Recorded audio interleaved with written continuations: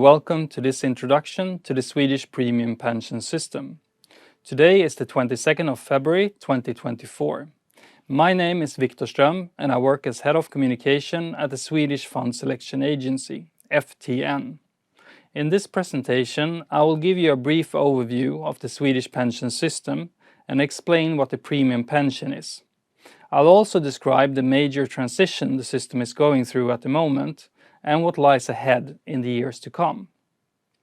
Before getting started, please note this presentation is primarily for fund managers that are not familiar with the Swedish pension system.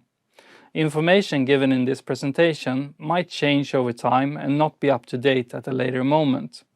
To get the latest available information, go to ftn.se and our published procurement documentation. Okay, let us start. This is an illustration of the Swedish pension system. The overall pension for Swedish citizens consists of the first pillar public pension, the bottom of the pyramid, the second pillar occupational pension in the middle, and the third pillar private savings. The income pension is managed by the Swedish Pension Agency as well as public pension funds such as AP1, AP2, AP3 that you might have heard about.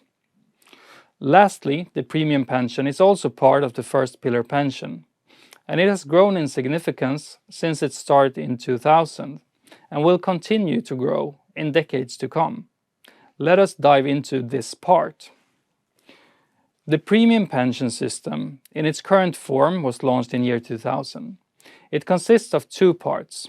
First, a state-run fund, AP7, which serves as the default fund option.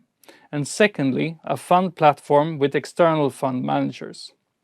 About half of the capital in the premium pension system, 1,000 billion SEK, is managed by AP7 and about 1,000 billion by external fund managers. The premium pension system is a defined contribution system. 13.5% of the mandatory pension contribution from every Swedish citizen is each year allocated to the premium pension, resulting in a total net inflow of about 40 billion SEK, of which 20 billion per year to external funds. From an economic standpoint, the premium pension system has been successful. From the very start, the average annual return, net of fees, has been 8%. There are 450 external funds on the premium pension fund platform as of today. Most capital is allocated to equity funds, roughly 2/3. Generation funds and other mixed funds holds about 1/3 of the capital. And there is also a small parts in bonds. All in all, the funds can be divided into 35 different categories. But if we also divide it into active and index funds, it's 45 different categories on the fund platform today. The largest categories are generation funds, mixed funds that changes the weight of equities based on the age of the saver. The largest equity fund categories are, as you can see, IT and communication and global and Sweden. Global and Sweden is an interesting category that you would rarely find outside of the premium pension. It's basically a mashup between a global equity fund and a Swedish equity fund, and this was something that was popular in Sweden about 30 years ago.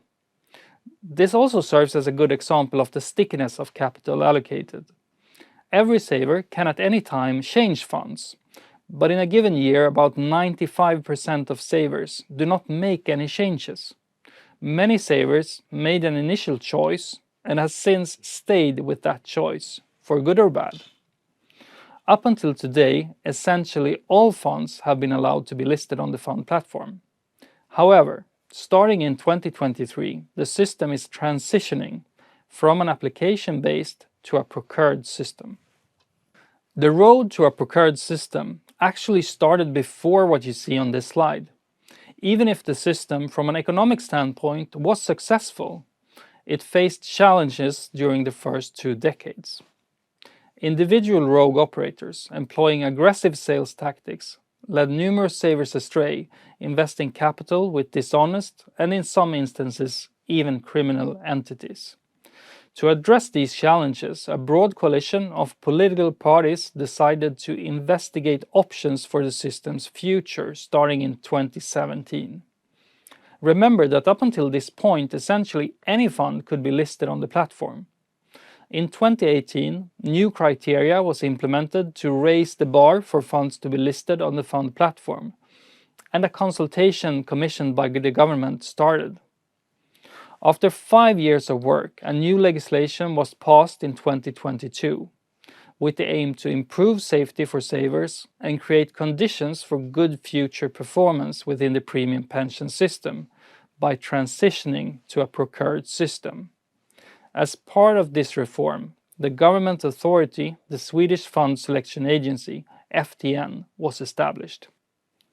The aim of FTN is to achieve higher and safer pensions for Swedish pension savers. The tool handed to FTN to achieve this is procurement. FTN will procure all external funds to the premium pension platform.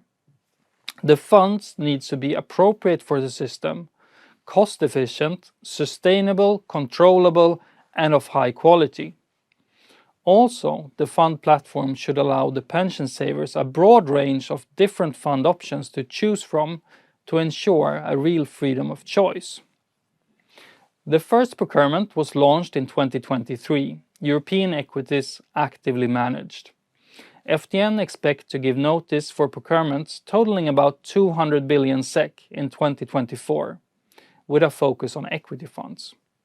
If you compare this pie chart to the pie chart I showed you a few slides back, you can see that FTN is procuring categories that already exists on the fund platform.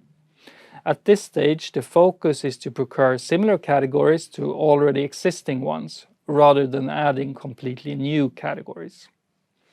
All in all, FTN expects to procure 150 to 200 external funds, compared to today's 450 funds. In total, FTN will procure funds for approximately 100 billion euro. To put this in context, we can compare it to the well-known Government Pension Fund of Norway.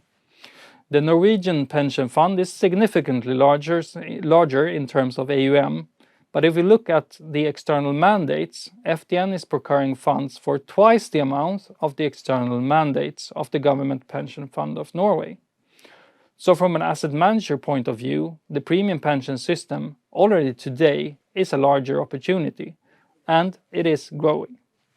The premium pension system is still immature, meaning it is projected to have net inflows for the next 35 years until 2060. The annual inflows is about 40 billion SEK, of which about half goes to the external funds on the platform. As you can see to the right, the combination of annual contributions and value growth rapidly expands the total assets. By 2040, the total assets under management is projected to double to 4,000 billion SEK. This means tenders that are successful in the procurements and get their funds on the platform are likely to see annual net inflows as long as they stay on the platform. By maturity, the premium pension is projected to constitute more than a fifth of the total national public pension in Sweden. To summarize this short presentation, the Swedish premium pension is a defined contribution first pillar pension system in Sweden. It consists of a state-run default option, AP7, and a fund platform with external managers. Pension savers are free to choose funds to invest in on the platform. However, as with most retail investors, the activity is quite low. Starting in 2022, the Swedish state, through FTN, now takes on an active role to ensure the availability of high-quality, sustainable, controllable, and cost-efficient funds on the platform by transitioning from an application-based to a procured system. FTN is the government agency responsible for procuring funds and will procure about 100 billion euro into 150 to 200 funds in the next few years. The premium pension system is growing and is projected to have annual net inflows of capital until maturity by 2060. So this was a short introduction to the premium pension system in Sweden. If you have further questions about FTN or about the pension system, feel free to contact me. If you represent an asset manager that might want to participate in upcoming procurements, make sure to follow FTN news updates that can be found on ftn.se. So thank you for listening and have a great rest of your day.